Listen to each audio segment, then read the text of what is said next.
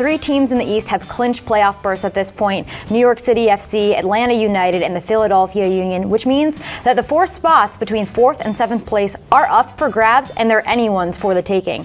Toronto FC heads into the postseason hot, undefeated in 10 straight games, while DC United has kept 5 consecutive clean sheets, including back-to-back scoreless draws. You scored the game winner, the first goal in the 62nd minute. However, designated player Gustavo Bo found an insurance goal late in the game. What were your emotions when he locked up the lead?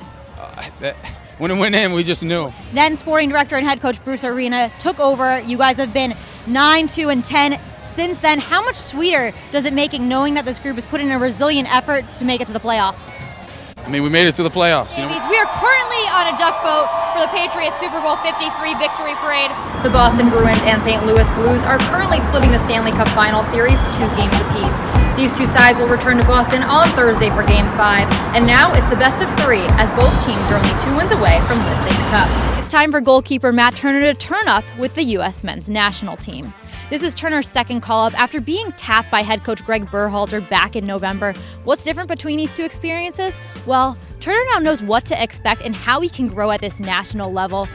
Bruce, when you came to New England in mid-May, this team was literally in last place in the Eastern Conference. In 4 short months, you're now a playoff team. How did you get this team to turn it around?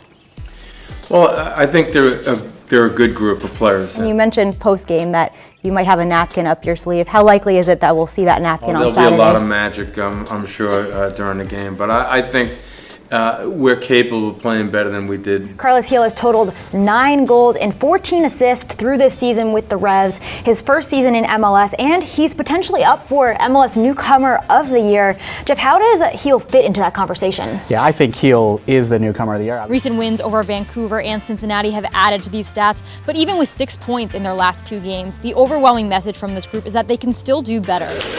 It's a huge milestone for the New England Revolution as the club officially unveiled their new $35 million training center. The Pats defense dominated as they limited the Jets to a measly 154 yards in total offense. This group just couldn't find the game winner tonight. What made it so difficult to break Real Salt Lake down?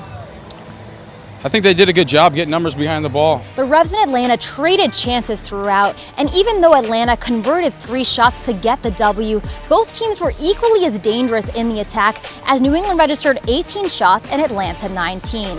Head coach Bruce Arena inherited this team mid-season. How does he take this group and make it his own? That's a good question. I think... You mentioned those little changes. As a former player, why do those changes matter?